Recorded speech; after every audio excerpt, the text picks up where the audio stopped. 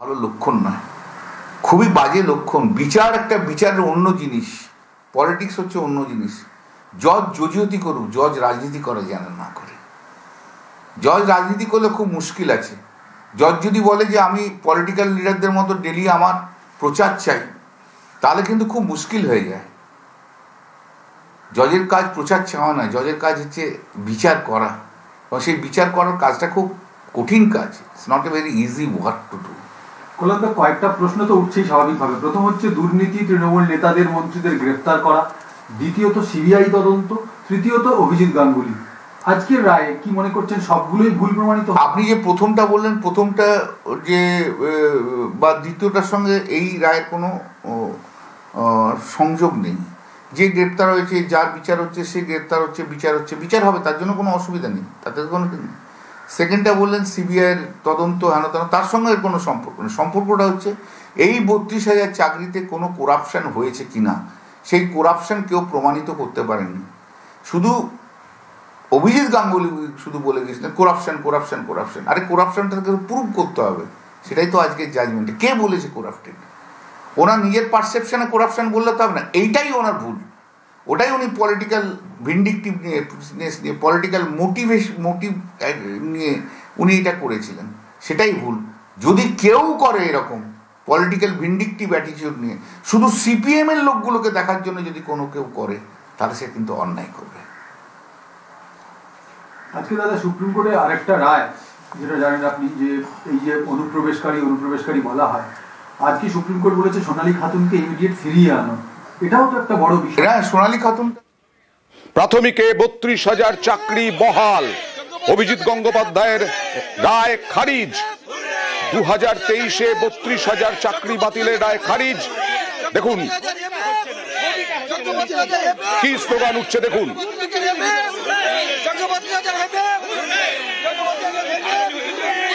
আর মুখ্যমন্ত্রী মমতা বন্দ্যোপাধ্যায় কিছুক্ষণ আগে তাকে প্রশ্ন করা হয়েছিল এই বিষয়ে, তিনি কি বললেন দেখুন। বিচাররা জাস্টিস পেয়েছে এবং তাদের পরিবারগুলো সেভ হয়েছে। কথায় কথায় কোর্টে গিয়ে চাকরি খেয়ে নেওয়া, এটা তো ঠিক নয়। আমাদের চাকরি দেওয়া দরকার, খেয়ে নেওয়া দরকার। বিচারকে আমরা প্রস্তাব করি। সুতরাং আমি সবচেয়ে খুশি যে আমার চাকরিগত ভাই বোনেরা তাদের চাকরিটা করতে পেরেছে। প্রাথমিকে এই দুর্নীতির অভিযোগে সিবিআই, ইডি তারা তদন্ত করছিল। তাদের চিহ্নিত করা মাত্র 264 এবং 96 জন অযোগ্য চিহ্নিত করতে পেরেছে তারা। তাই এই মাত্র কয়েকজনের জন্য 32,000 জনের চাকরি বাতিল হতে পারে না। 9 বছর পর, মানে 2016 সালে তারা এরা চাকরি পেয়েছিলেন। যারা আজকে আনন্দে উদ্ভাসিত, তারা চাকরি পেয়েছিলেন 2016 সালে। 2025-এ তাদের চাকরি গেলে বিরাট একটা প্রভাব পড়তে পারে। তাই আজকে সেই 2023-এর নির্দেশ খারিজ করে দিল ডিভিশন বেঞ্চ। আজকে আনন্দে কারো চোখে জল, মিষ্টি মুখ, আলিঙ্গন সমস্ত হচ্ছে হাইকোর্ট চত্বরে। দেখুন আনন্দের ছবি।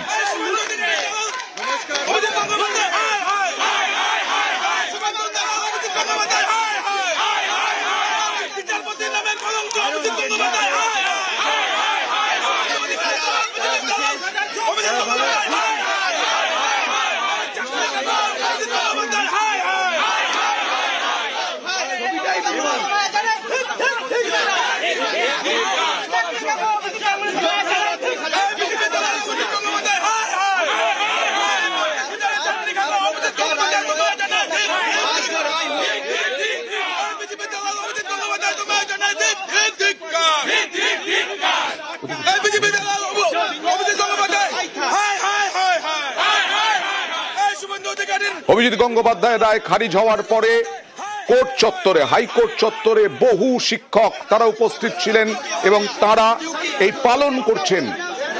কথা বলবো প্রতিনিধি অর্ণবের সঙ্গে। অর্ণব, ওই বিষয়টা আরেকবার জানতে চাইবো। যারা এই মুহূর্তে নিউজ 18 বাংলায় চোখ রেখেছেন, 264 এবং 96, তার বাইরে আর কোনো অযোগ্য চিহ্নিত করতে পারেনি ইডি বা সিবিআই।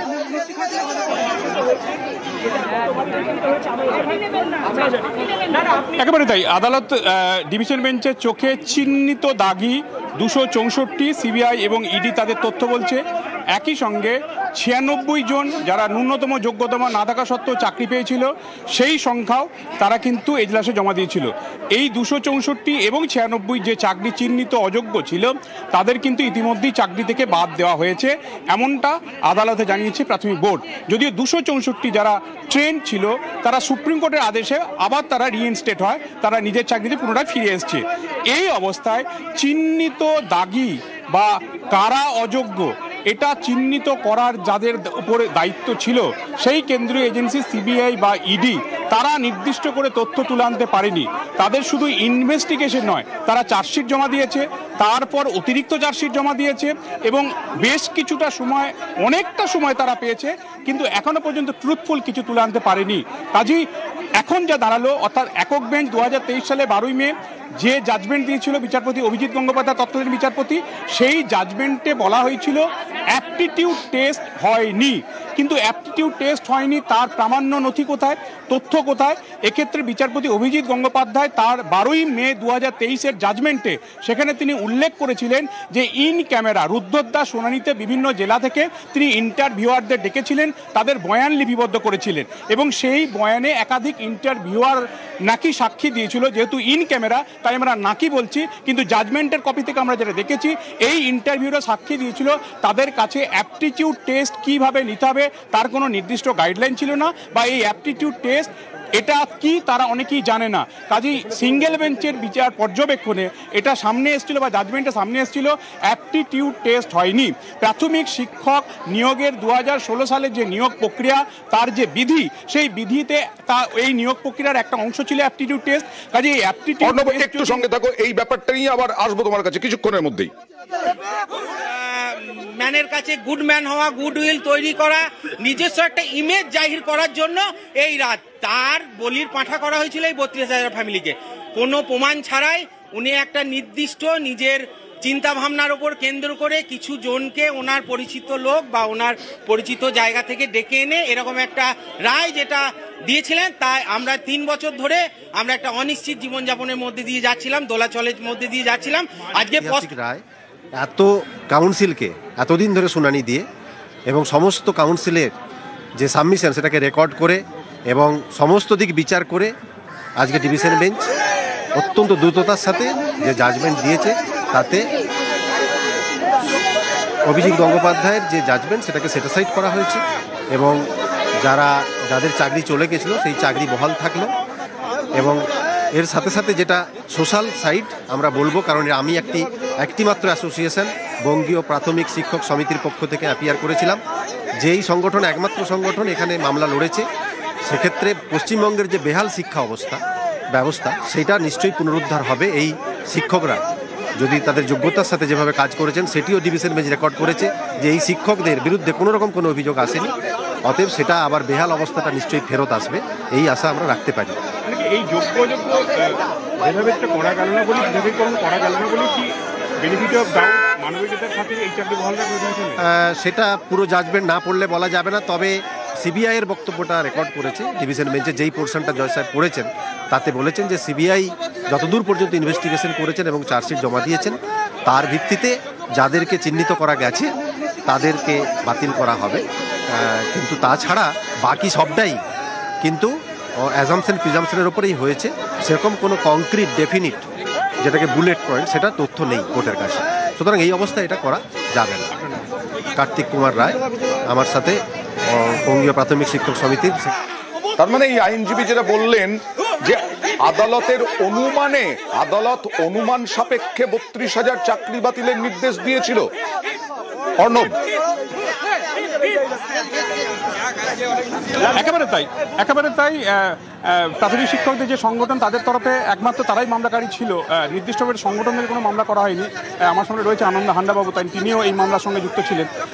অর্থাৎ আমি আবারও যেটা বললাম যে একটা দুর্নীতি বা অনিয়ম প্রমাণ করতে গেলে তার সঙ্গে অকাট্য বা প্রামাণ্য কিছু নথি বা তথ্য জমা দিতে হয়। সেই অকাট্য নথি বা প্রমাণের অভাব রয়েছে। সিবিআই বা এজেন্সি যে প্রমাণ দিচ্ছে তাতে 96 জন আর এদিকে 264 জন, এই 360 জনের তথ্য রয়েছে। কাজেই 360 জনের চাকরি বাতিল হয়েছে, কিন্তু এই প্রক্রিয়াটা বাকি এই 32,000-এর চাকরি বাতিল করার জন্য যে অনিয়ম বা যে দুর্নীতির তথ্য প্রমাণ চাই তা কিন্তু আসেনি। শুধুমাত্র একটাই তথ্য প্রমাণ, অ্যাপটিটিউড টেস্ট হয়নি। কি তথ্য প্রমাণ?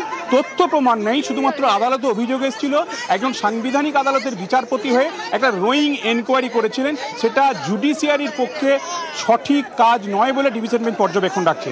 অর্থাৎ একজন বিচারপতি তিনিই যদি অনুসন্ধান করবেন, তিনিই যদি তদন্তের কাজে লিপ্ত হবেন, তাহলে তো একটা সমান্তরাল তদন্ত হয়ে গেল। অর্থাৎ তদন্ত করার দায়িত্ব সিবিআইয়ের, ইডির, তদন্ত করার দায়িত্ব অন্য কোনো এজেন্সির, তদন্ত করার দায়িত্ব আজকে যে ডিভিশন বেঞ্চ জাজমেন্ট দিচ্ছে, এই ডিভিশন বেঞ্চে দুই বিচারপতি তো কোনো যে তথ্য প্রমাণ অভিযোগ আকারে আসবে বা অভিযোগ আসবে সেটা তো তারা তদন্ত করতে পারেন না। একটা সাংবিধানিক আদালত আর্টিকেল 226 এই সংবিধানের প্রয়োগে তারা নির্দেশ দান করেন, ক্ষমতা তাদের দেওয়া হয়েছে, সেই নির্দেশে কারো চাকরি যায়, কারো চাকরি ফিরে পায়। এই সাংবিধানিক আদালত কখনো একতরফা ঢুকে কোনো রোয়িং ইনভেস্টিগেশন অর্থাৎ একতরফা কোনো তদন্ত করতে পারে না। অর্থাৎ এই যে অ্যাপটিটিউড টেস্ট হয়নি, একক বেঞ্চের নির্দেশে প্রতিষ্ঠিত হয়েছে যে অ্যাপটিটিউড টেস্ট কিভাবে হয়নি, ইন্টারভিউয়ারদের ক্লোজ রুম বা ইন ক্যামেরা তাদের বয়ান রেকর্ড করে, এটা একতরফা হয়েছে। তার কাউন্টার করার সুযোগ পায়নি প্রাথমিক শিক্ষা পর্ষদ। যদিও প্রাথমিক শিক্ষা পর্ষদ সেই মুহূর্তে আদালতে তার কাউন্টার দিতে যায়নি, তাদের যুক্তি ছিল ডিভিশন বেঞ্চে এসে যে তারা ওই বেঞ্চে গেলে কোনো বিচার পেতেন না, তাদের বক্তব্য শোনা হয়নি, তাদের এফিডেভিট দিতে দেওয়া হয়নি।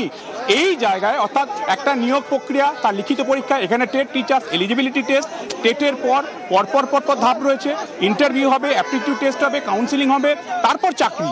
এই অ্যাপটিটিউড টেস্টের যে নাম্বার, সেই নাম্বারটা অ্যাপটিটিউড না হওয়াতেও তারা অনেকেই পেয়ে গেছেন। এইখানেই বৈষম্য হয়েছে, কিন্তু অ্যাপটিটিউড টেস্ট যে হয়নি, বিচারপতি রোয়িং এই মুহূর্তে অর্ণব আসবো তোমার কাছে। এই মুহূর্তে আমার সঙ্গে রয়েছেন বিজেপি মুখপাত্র দেবজিৎ সরকার। দেবজিৎ, আপনি তো জানেনই যে পর্যবেক্ষণ হাইকোর্ট দিল যে 264 এবং 96 জন এদেরকে অযোগ্য বলে চিহ্নিত করতে পেরেছে সিবিআই এবং ইডি, তার বাইরে নয়। এবং আদালত অনুমান সাপেক্ষে 2023-এ এই নির্দেশ দিয়েছিল চাকরি বাতিলের, চাকরি বহাল রইল। তৃণমূল বলছে বিচারের বাণী নীরবে নিভৃতে কাঁদে, বারবার চাকরি খাওয়ার চেষ্টা করছে, সরকার তো চাকরি দেওয়ার চেষ্টা করে। সরকার চাকরি দেওয়ার চেষ্টা করে, এটা হওয়া উচিত, এটাই তো গভর্নেন্স। কিন্তু তৃণমূল কংগ্রেস যেভাবে চাকরি দেওয়ার চেষ্টা করেছে, সৎরঞ্জন অসৎরঞ্জনদের চায়ের দোকান, পানের দোকান, পাড়ার মোড়ে মোড়ে দাঁড় করিয়ে ঘুষ নিয়ে, তার প্রভাব পশ্চিমবঙ্গের মানুষের উপরে পড়েছে, সমাজের উপরে পড়েছে। আমরা ভারতীয় জনতা পার্টির তরফ থেকে একটা কথা বারবার পরিষ্কার করেছি, আমরা চাই যারা চাকরি পেয়েছেন যোগ্যতার বলে, যারা কোনো সৎরঞ্জন অসৎরঞ্জনের মাধ্যমে টাকা দিয়ে শিক্ষামন্ত্রীর ফ্ল্যাটে বা তার বান্ধবীর খাটের নিচে কিংবা কোনো মন্ত্রীর দেহরক্ষীর বাড়িতে সেই টাকা জমা রেখে চাকরি পাননি, যারা বিভিন্ন সময় চাকরি নিয়ে ছেলেখেলা করেছেন, মানুষের সঙ্গে অপরাধ করেছেন, প্রশাসনিক দুর্নীতি করেছেন, মেধাকে প্রতারণা করেছেন, এবং সেই সিস্টেমের মধ্যে থেকে যারা চাকরি পেয়েছেন তারা চাকরি করবেন না। জনগণের ট্যাক্সের পয়সা এক্ষেত্রেই তো মাত্র ইডি এবং সিবিআই 264 এবং 96 জন অযোগ্য চিহ্নিত করতে পেরেছেন। তাছাড়া তো 32,000 মানুষ যারা চাকরি করছেন তাদের চাকরি বহালই রইল। দেবজিৎ, বহাল যদি থাকে এটা তো ভালো কথা, কিন্তু যোগ্যতমদের বহাল থাকা উচিত, যোগ্যদের বহাল থাকা উচিত। বাকি তদন্ত চলবে, তার মানে তদন্ত শেষ হয়ে যায়নি।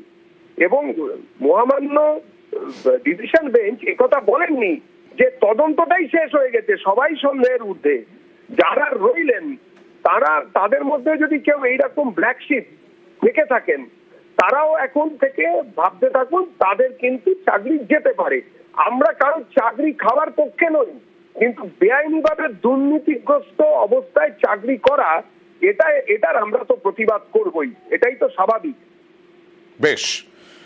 আর ইতিমধ্যেই শিক্ষামন্ত্রী ব্রাত্য বসু তিনি এক্স হ্যান্ডেলে পোস্ট করেছেন, লিখেছেন, আজ মহামান্য হাইকোর্টের ডিভিশন বেঞ্চের রায়ের পরিপ্রেক্ষিতে প্রাথমিক শিক্ষা পর্ষদকে অভিনন্দন জানিয়েছেন। হাইকোর্টের সিঙ্গল বেঞ্চের রায় বাতিল হয়েছে, 32,000 প্রাথমিক শিক্ষকের চাকরি সম্পূর্ণ সুরক্ষিত রইল বলে তিনি জানালেন। শিক্ষকদেরও শতত শুভেচ্ছা জানিয়েছেন এবং জানিয়েছেন সত্যের জয় হলো। এক্স হ্যান্ডেলে পোস্ট করেছেন, লিখেছেন ব্রাত্য বসু। প্রাথমিকে 32,000 চাকরি বাতিল নয়, প্রাথমিকে 32,000 চাকরি বহাল। যারা নিউজ 18 বাংলায় এই মুহূর্তে চোখ রেখেছেন, এই মুহূর্তের সব থেকে বড় খবর, সিঙ্গল বেঞ্চের নির্দেশ খারিজ। সিঙ্গল বেঞ্চের নির্দেশ দেওয়া হয়েছিল 2023-এ, 32,000-এর চাকরি গিয়েছিল প্রাথমিকে, ডিভিশন বেঞ্চ খারিজ করে দিল। চক্রবর্তী